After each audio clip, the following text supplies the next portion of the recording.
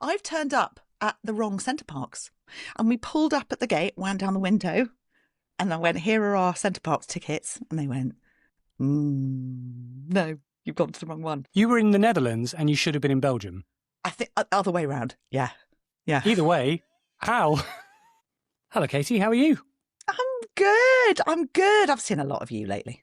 Yeah, we're both looking, if you're watching on YouTube, we're both looking very brown because we recently went on holiday together with our families, I should add. And I noticed as well, watching on YouTube, you'll see that we're wearing the same clothes. I don't know whether we're just spending too much time together. I don't know. Oh my God, we're syncing with shirts. We seem That's to be, a bit weird. It's a bit weird. But yeah, it was so lovely, I have to say, because you and I spend a lot of time together talking about ADHD. Yes. It was lovely to see you outside the podcast, but also get to know each other's families. And there were definitely some interesting moments where our partners were talking to each other and sharing moments. And I was thinking, actually, no, we need to stop that, pull those two apart and allow less of that. But it was a really, really lovely few days. It was lovely. It was. And we had a bit of a chat, didn't we? At one point, we were down on the south coast of England and we were there paddling in the sea. And we suddenly realised, if we hadn't before, that we had mutual feelings about holidays, I think it's fair to say. It was so interesting. I don't know, did this happen to you? I definitely got a feeling we were suddenly making the podcast because you and I were having that same sort of conversation that we used to have in the studios all those years ago, right? Where suddenly we were realising how much we had in common when it came to holidays. Because the problem, I think, with holidays starts with the pressure for it to be brilliant, right? Doesn't it? Everyone has this carved out moment in the year where they go away with their families and it has to be perfect because it's all you've got, right? And I've always felt it, that sense of get it right because this is making memories. And if you make those memories bad, that makes you a terrible parent. And also, I just think there's so much about holidays that for someone with ADHD, that pressure added into all the sort of intensity of it, I actually think sometimes holidays can be really exhausting for people with ADHD. Yeah. So that's what we're going to talk about today. And we realised that there's just so much to get into. And I think actually so many things that we can do to maybe take the pressure off ourselves as well, isn't there? Definitely. And I've definitely had a sense of how I do holidays, especially how I do holidays with a family. I've had a sense of that changing over the course of the time that we've been making this podcast, because I've realised that there were certain things that were actually making me quite hard to live with on that holiday. So for me, the planning is everything. You know, once we've decided if we're, say, doing a little road trip around southern Spain, which happened a few years ago, for me, that's where a lot of the fun is. Suddenly I've got my little note app up on my phone and I'm throwing out all of those ideas and I'm Googling stuff and I'm getting the guidebooks in and I'm finding vlogs about stuff, and it's all about the dopamine hits, right? As you start to kind of map out the shape of it. And I can hyper focus big time on that bit.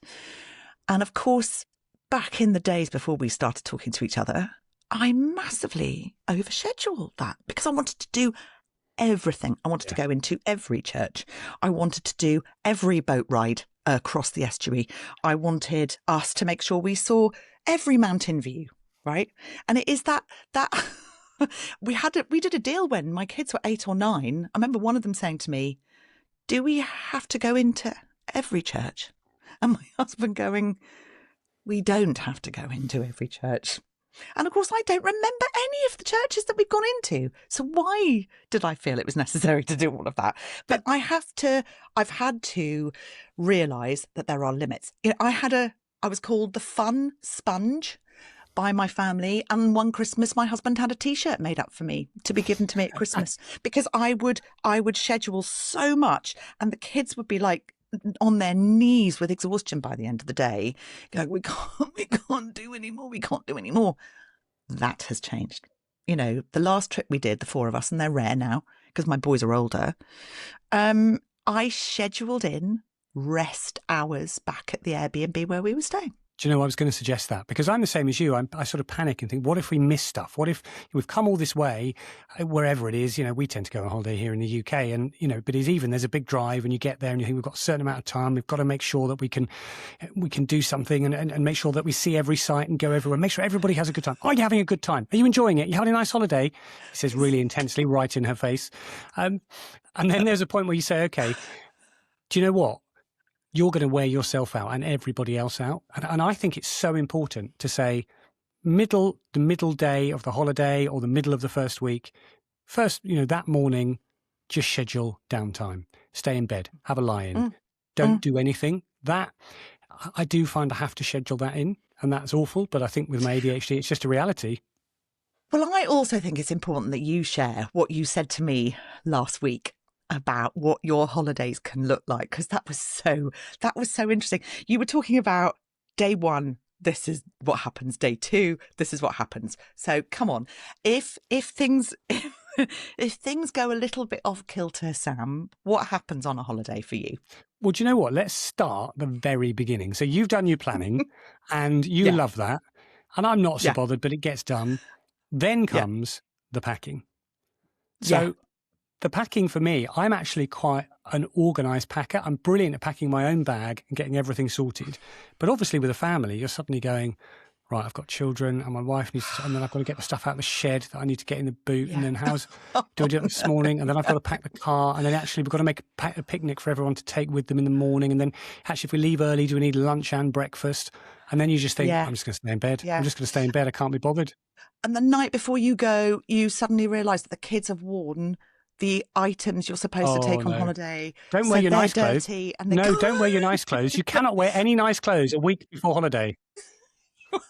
This week, you're going to school in a sack so that I can keep your nice tops for when we're on holiday. Absolutely. Because, you know, obviously they're going to spill everything down them the night before, or you're washing the morning before the holiday and it's all hanging out and you're trying to dry it really, really hurriedly, and then you pack it slightly damp so that by the time you arrive, it's got that nice musty smell of stuff that was washed too late and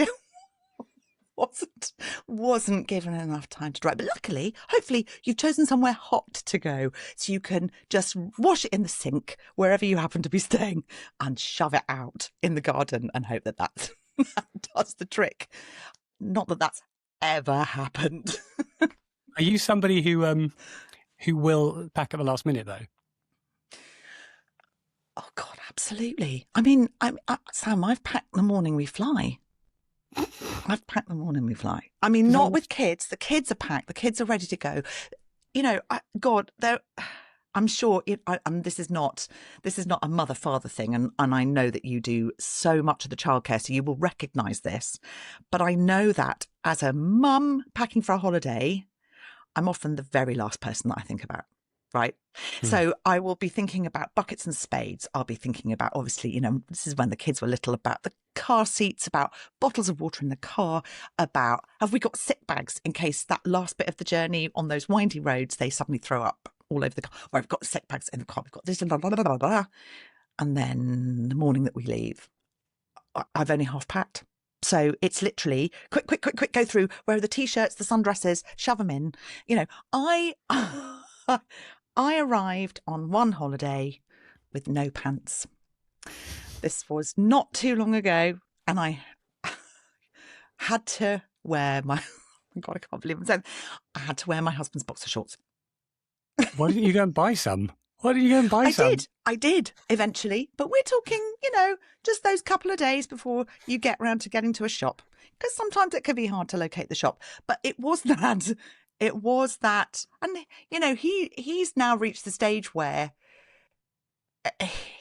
he finds it funny. Thank God, he finds it funny, but he's just so sweet about it. He just kind of goes, "Yeah, you've come on holiday."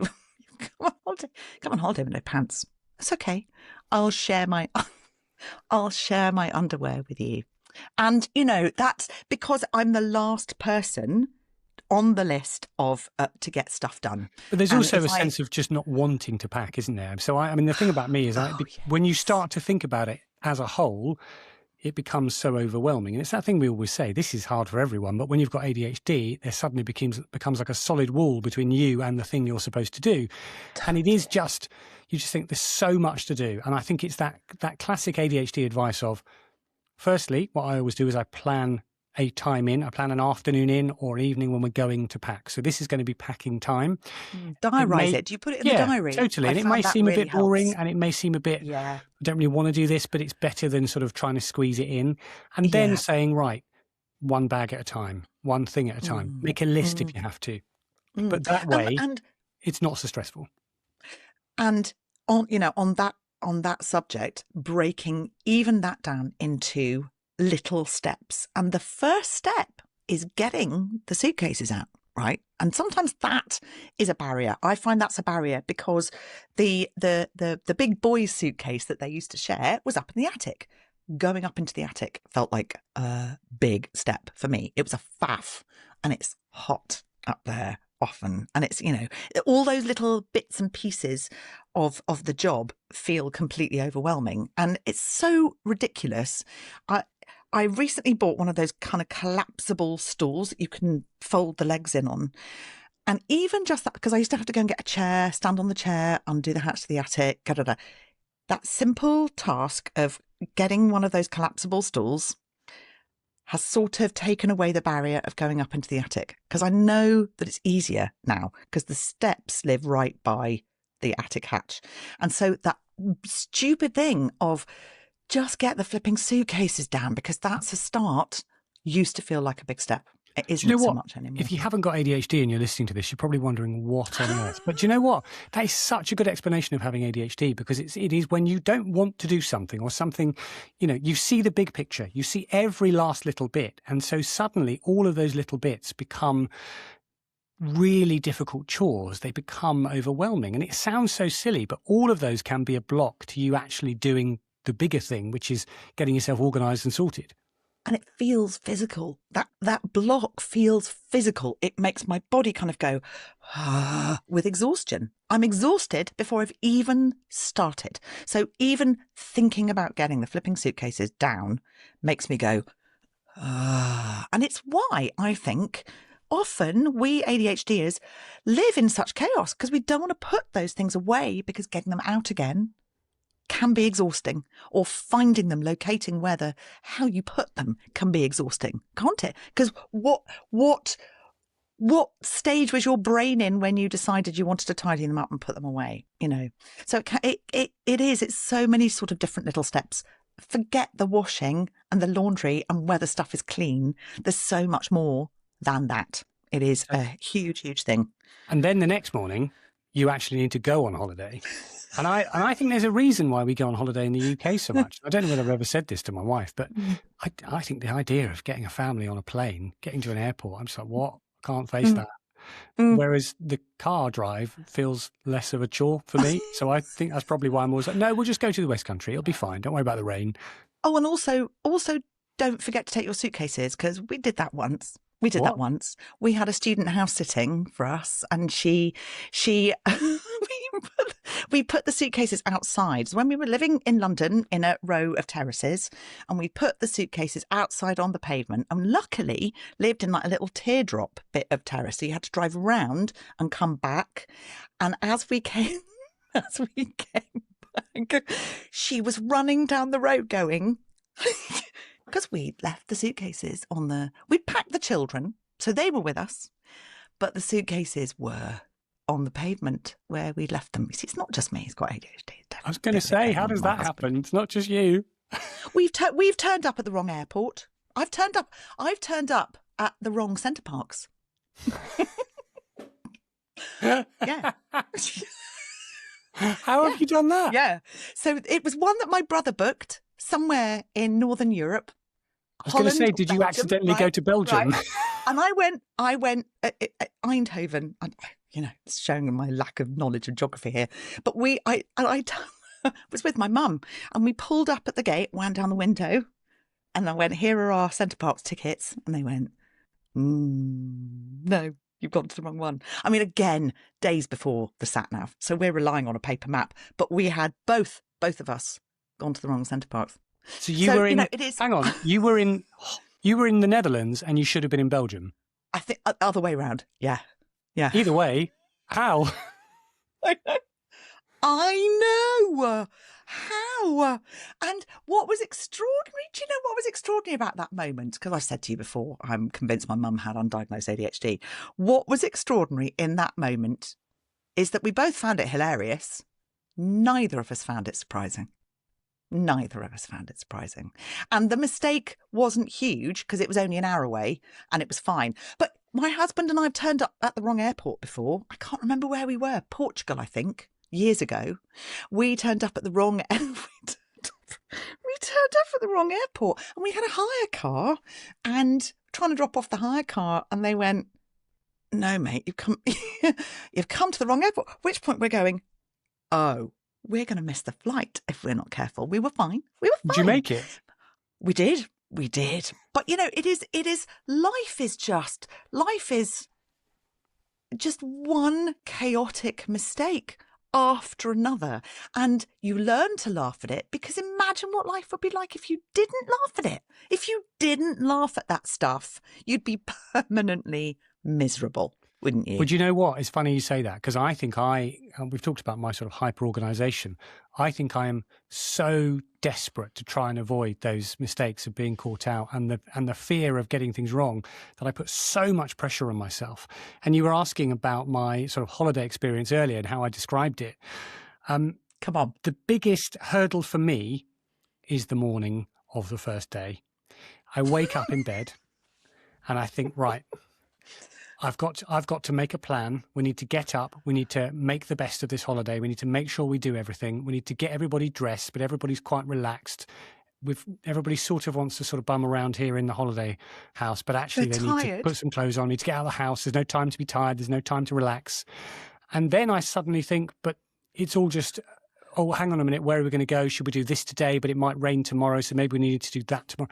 By this point, I'm so overwhelmed at the idea of being on holiday that quite often I'll just stay in bed and stare at the ceiling and I can't get up. I can't plan this holiday. I can't make it good. I can't cope with it. I don't want to get out of bed. So you've literally gone round the hamster wheel and then become catatonic. Yeah. And I ADHD wonder whether that is, I think is the phrase, isn't it? ADHD paralysis. But I wonder, Sam, whether what you're having is basically a natural reaction anyway to getting off the treadmill, because that's what we're all doing, aren't we, when we go off on holiday. Hopefully you're getting some rest in there, and maybe on that first day, you're just that's you relaxing. Yes, I think you're right. You becoming catatonic is you chilling out. I think you're absolutely right. And do you know what? You've just made me think about it. I am essentially running all the time this sort of constant sort of treadmill of thoughts and this treadmill of energy and chewing my jaw and winding myself up and getting through life. And then suddenly you hit holiday and you relax and your body goes, well, now I haven't got the energy to do anything. Now I can't actually cope with anything. Or where do I put all this energy? This energy that you are used to burning up every single day, organising everything and organising everyone's lives, has suddenly got nowhere to go. Because actually, you're on holiday, Sam. This is forced relaxation. And sometimes that's really hard to get your head round. Even you saying that, I don't like it. I don't like the feel of it. I don't like the feel it's making me feel stressed just thinking about relaxing. I don't like it. It makes me grumpy. My wife says to me, she says, day 4 of the holiday, you always have a crash. She says, day 4 of the holiday, you get to the point where you've worn yourself out and you just get really fed up. And I say, no, it's not as simple as that. She says, no, it's always day 4. And I think I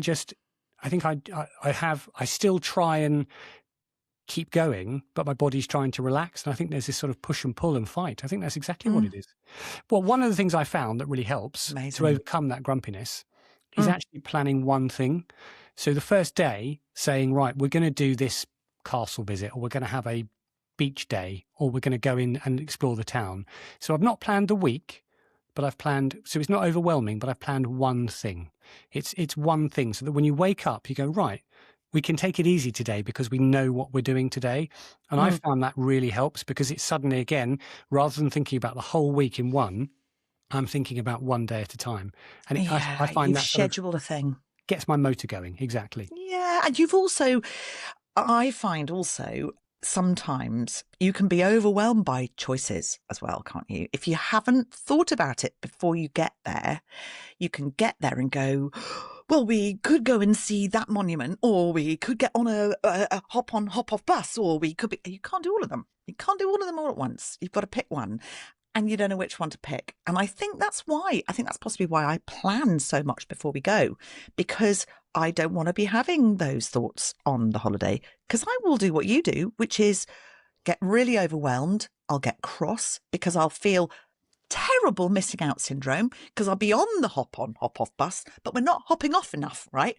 We're not getting off the bus to go and do the things, because the boys are going, no, I'm really, really happy just sitting here looking at things from my seat where I can just sit and do stuff. And you go, yeah, but look at all the things we're missing. And so that, I think, is why I plan, because and for me, you plan that one thing for the first day. This is a terrible thing to admit. I schedule every day. I schedule every day. That's dreadful, isn't it? But I literally have my little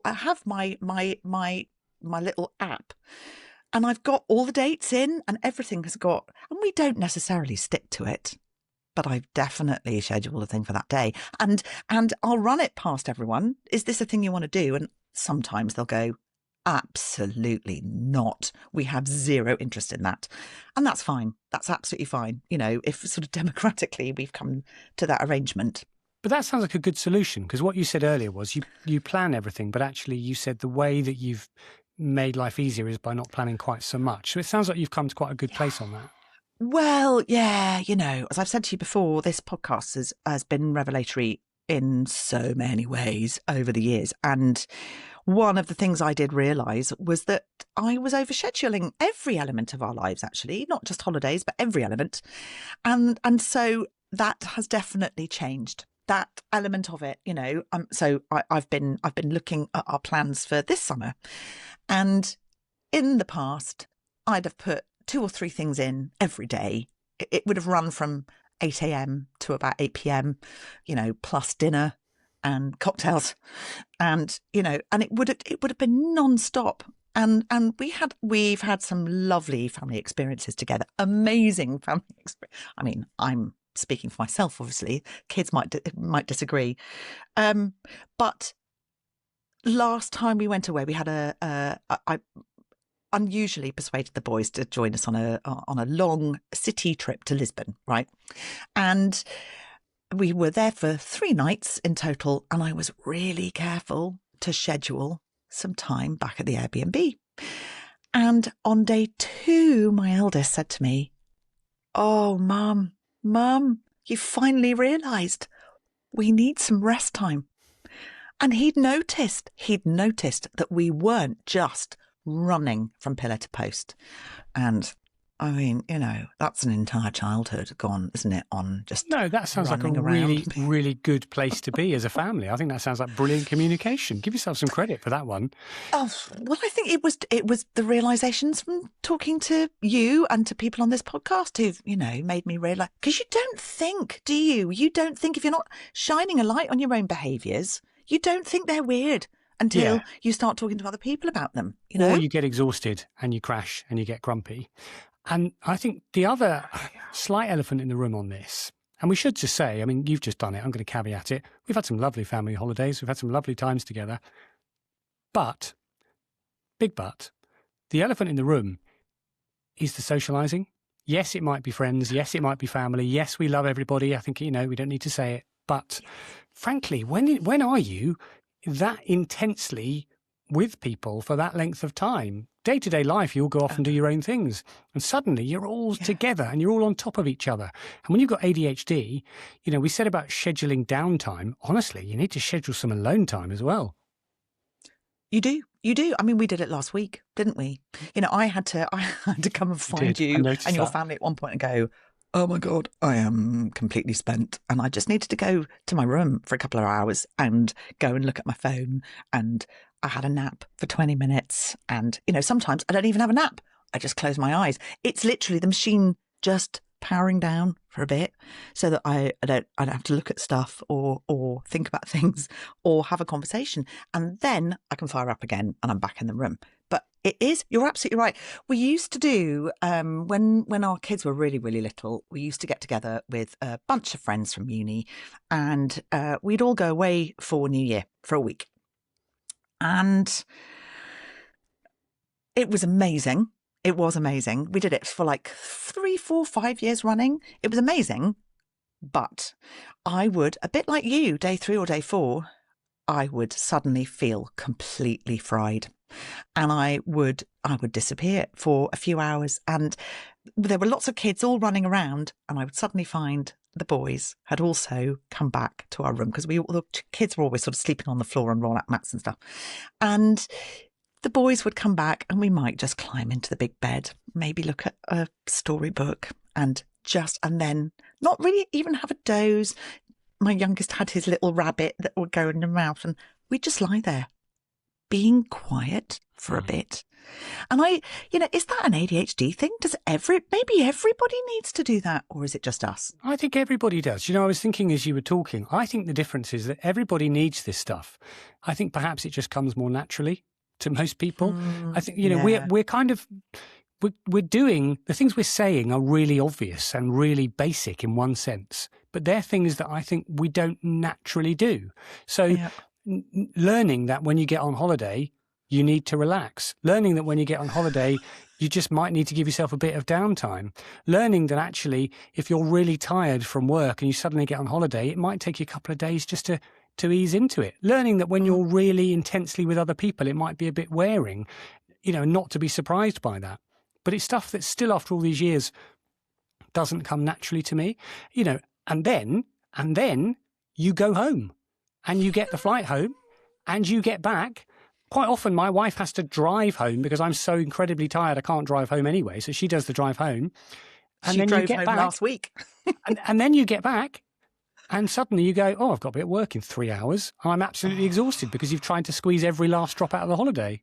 Right. Now, that's the classic mistake. That is the classic mistake. And it's one that I made for years and years and years. Again, the ADHD desire and need to squeeze every bit of fun out of that holiday, right, meant that we often got back on the Sunday night. I mean, back in the day when we used to do half terms rather than summer holidays for a trip abroad because that was cheaper, I would book for us to fly home on a Sunday night. So we'd arrive home with all of the washing, absolutely exhausted from a day's travelling. And guess what? We're all up for school the following day. Yay, straight back to school. Everyone's absolutely knackered, had no time to ground. And that was a rookie mistake. And that, again, is something that I've changed. I never, ever, ever, ever go back to work the day after I get back from holiday because I need that buffer, not just to do the laundry, because there's mountains of that, obviously, but you need to sort of get back in the game, don't you? You need to get your diary up and running. And what am I doing? Or what are the just meetings? have a weekend at home and go, oh, isn't it nice to be home? And isn't it nice to just sort of to be back into the routine? And it's a bit of relaxing time at home before you go, okay, back to start on Monday. Get the bins, get the recycling process. But you know what I mean? It is. Get the recycling processed. Make sure that we've got that first wash going so we can hang it out and get the next one in. So you feel and just feel like you are back on the horse before you go. Because in the olden days, I go back to work on that Monday morning. And, the days when you and I were getting up at like 3:15 to get to work for 4:30, 5 o'clock. And I'd have got in on the Sunday night. This is mad. This is mad. I'd allowed myself no sleep. The house is a mess. And then here I am going straight into work. And it would mean that by the time I got home on Monday night, I had no energy to fix any of it. So suddenly we've got a layer of mess that I haven't cleared. And I just build a new layer of mess on top. And,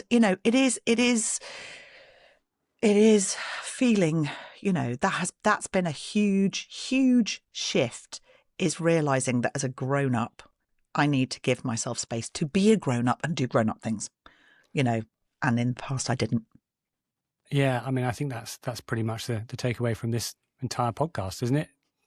Learn to be a grown up and give yourself space to do grown up things. I mean, by the way, if you're going on holiday soon, have a lovely time, because holidays are great. Really enjoy that, won't you? Because, you know, some people really just have a nice time on holiday. And don't let any of your family listen to this podcast, because they don't need to know what's going on in our heads, do they?